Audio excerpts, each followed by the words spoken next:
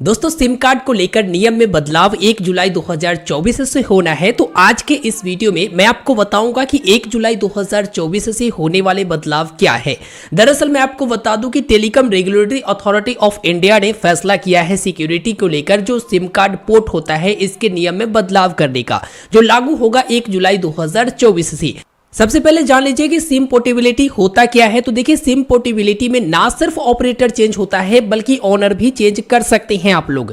जैसे आप लोग अगर जियो का सिम कार्ड रखे हुए हैं और एयरटेल में जाना है, या फिर एयरटेल का सिम कार्ड रखे हुए हैं जियो में जाना है, तो आप सिम पोर्ट करते हैं। इसके लिए आपको कैपिटल लेटर में PORT लिखना होता है स्पेस देकर। उसके बाद जो आपका मोबाइल नंबर रहता है वह मोबाइल नंबर लिखना होता है और उसी नंबर से आपको SMS सेंड करना होता है 1900 पर। अब जब 1900 पर आप सेंड कर देते हैं तो 1900 पर सेंड करते हैं, 1901 से आपको रिप्लाई मिल जाता है जिसमें आपका UPC कोड होता है। और ये UPC कोड अपने आप में बहुत ही पावरफुल होते हैं। पावरफुल क्यों होते हैं कि जिसको भी आप ये UPC कोड दोगे ना, वो आसानी से वो नंबर जो आप पोर्ट करवाए हैं, पोर्ट किए हैं, वो ले सकता है, निकाल सकता है। जैसे ऑनर ट्रांसफर में क्या होगा कि अगर मान लो कि कोई सिम आपका है और आप ये UPC कोड अपने भाई को देते हो, तो वो अगर चाहे तो अपने ही ID से वो नंबर निकाल सकता है। जी हां, और जिस भी कंपनी का चाहे वो कंपनी में वो जा सकता है।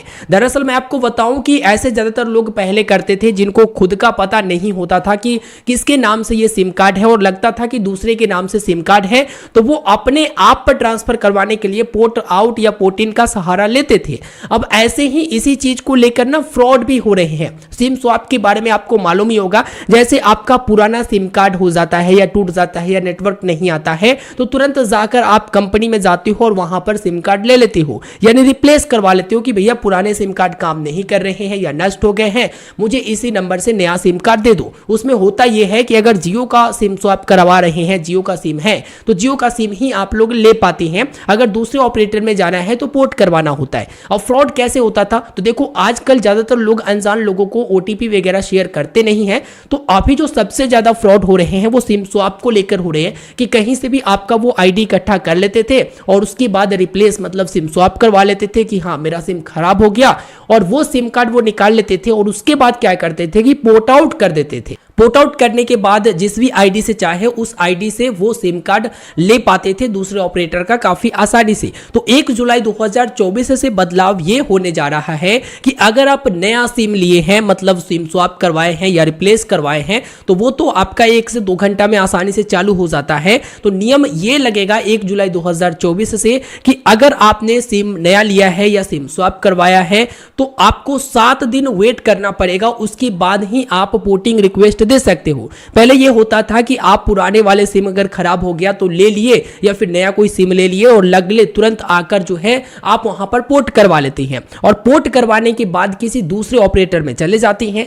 अब यहां पर नियम यह कहेगा कि आपको 7 दिन वेट करना पड़ेगा, तभी जाकर आप किसी दूसरे ऑपरेटर में जा सकते हो। तो इससे फ्रॉड कैसे रुकेगा भाई? तो अगर कोई आपके नाम से सिम स्वैप करवा लिया है तो उनको उतना जल्दी मतलब पोर्ट नहीं करवा सकता, अपने ID पर नहीं ले सकता, और तब तक 7 दिनों का जो वक्त मिलता है ये बहुत मिलता है। आपको मालूम चल जाएगा कि मेरा सिम कार्ड खराब हो गया है, फिर आप स्वयं जो उसका रहोगे ना, मतलब आपके पास ID वगैरह रहेगा, उससे आप वो सिम ले सकते हो। लेकिन पहले फ्रॉड करने वाले ये करते थे कि सिम कार्ड मतलब स्वैप करवा लेते थे और उसके बाद तुरंत पोर्ट करवा देते थे और दूसरे कंपनी में चले जाते थे अपने ID देकर, और चाहकर भी आप कुछ नहीं कर पाते थे। तो अब आपको यहां पर 7 दिनों का बीच में समय मिल जाएगा। 7 दिन से पहले वो किसी ID पर चेंज नहीं कर सकते हैं, किसी अदर ऑपरेटर में नहीं जा सकती हैं। तब तक तो आपको मालूम चल जाएगा कि मेरा सिम स्वैप हुआ है या फिर कहीं और चालू हो रखा है, तो तुरंत आप जाओगे, जिसका जो एयरटेल या फिर वोडाफोन आइडिया या फिर आपका जियो का नंबर होगा, तो उसके जो ऑफिस रहेंगे वहां पर जाओगे और आप अपना सिम वापस से प्राप्त कर पाओगे।